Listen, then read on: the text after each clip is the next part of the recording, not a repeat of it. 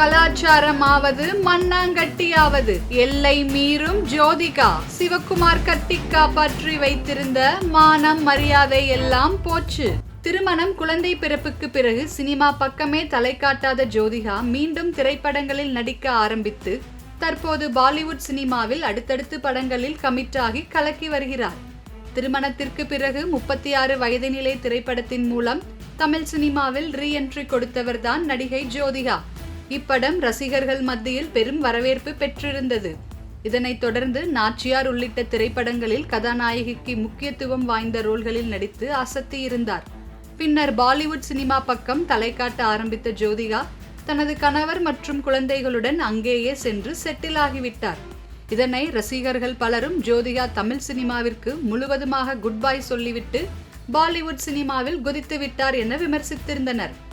பாலிவுட்டில் சில நாட்களுக்கு முன்னர் வெளியான சைத்தான் என்ற திரைப்படத்தில் மாதவன் மற்றும் அஜய் தேவ்கனுடன் சேர்ந்து ஜோதிகாவும் நடித்திருந்தார். இந்த திரைப்படம் வெளியாகி கலவையான விமர்சனத்தை பெற்றிருந்தது.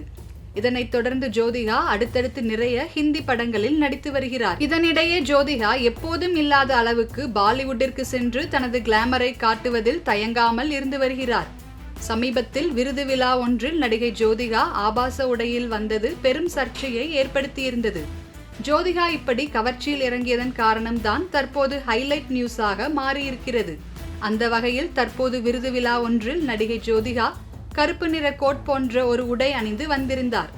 அந்த உடையில் உள்ளாடை மட்டும் அணிந்து கொண்டு மேலே கோட் போன்ற சட்டை போட்டு அதில் பட்டன் கூட போடாமல் முன்னழகை அப்படியே காட்டி போஸ் கொடுத்திருந்தார். இந்த போட்டோ இணையதளத்தில் பரவி பெரும் பூகம்பத்தையே ஏற்படுத்தியிருந்தது. ஜோதிகா தமிழ் சினிமாவில் நடிக்கும் போது கூட புடவையில் தான் எந்த ஒரு நிகழ்ச்சியிலும் பங்கேற்பார். ஆனால் தற்போது பாலிவுட்டிற்கு சென்று ஜோதிகா கவர்ச்சி காட்டுவதில் தான் முழு கவனத்துடன் இருக்கிறார். மேலும் ஜோதிகா பாலிவுட் பட வாய்ப்புக்காக தான் விருது விழாவிற்கெல்லாம் இவ்வாறு கவர்ச்சியான உடைகளில் வருகிறார் என சினிமா விமர்சகர்கள் பலரும் கூறி வருகின்றனர். பொதுவாகவே நடிகைகள் சினிமாவில் தனது மார்க்கெட்டை உயர்த்துவதற்காக முடிந்த அளவு படத்தில் கிளாமர் காட்டுவது வழக்கம். அந்த வகையில் தற்போது அந்த லிஸ்டில் ஜோதிகாவும் இணைந்து விட்டார்.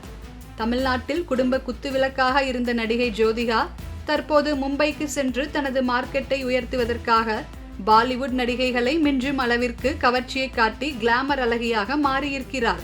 இதை பார்த்த ரசிகர்கள் இது நம்ம ஜோதிகாவா என வாயடைத்து போய்விட்டனர். மேலும் சிலர் பாலிவுட்டிற்கு சென்றதும் உங்க வேலையை காட்ட ஆரம்பிச்சிட்டீங்களா என ஜோதிகாவை வசைபாடி வருவதும் குறிப்பிடத்தக்கது. ஜோதிகாவின் இந்த நடவடிக்கையின் மூலம் இதுவரை ஜோதிகா மாமனார் கட்டி காப்பாற்றி வந்த மானம் மரியாதை எல்லாம் காற்றில் பறக்கிறது என்கின்ற விமர்சனமும் எழுந்துள்ளது.